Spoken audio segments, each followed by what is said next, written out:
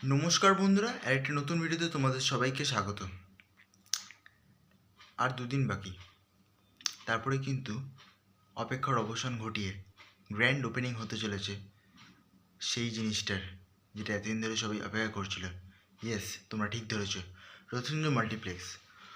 সোদপুরে Padma cinema hall তো আছেই, কিন্তু রথীন্দ্র মাল্টিপ্লেক্স যখন আসছে সব ছিটকে যাবে, সেটা আমি কথা দিচ্ছি। কারণ এখানে যা জিনিস পাবে সোদপুরে, সোদপুরে কি তার আশেপাশে এলাকাতে তোমরা পাবে না, সেটা আমি তোমাদের গ্যারান্টি দিচ্ছি।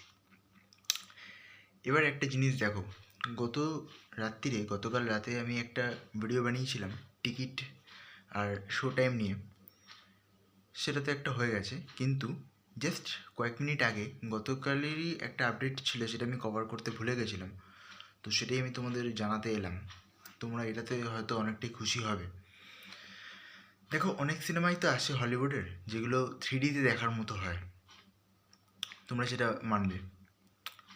এবার সেই সিনেমাগুলো কবে থেকে দেখতে পাওয়া যাবে 3Dতে, 3D ভার্সনগুলো কবে থেকে অ্যাভেলেবেল হবে রথীন্দ্রতে অডিয়েন্সদের কাছে, পাবলিকদের কাছে?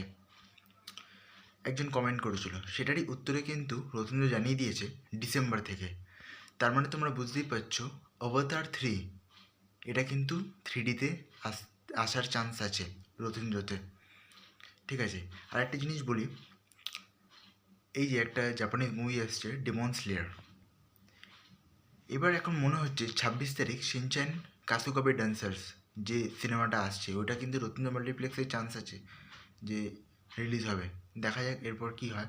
আজকের মতো এই পর্যন্ত, আবার দেখা হবে পরের ভিডিওতে। তখন ভালো, থ্যাংক ইউ।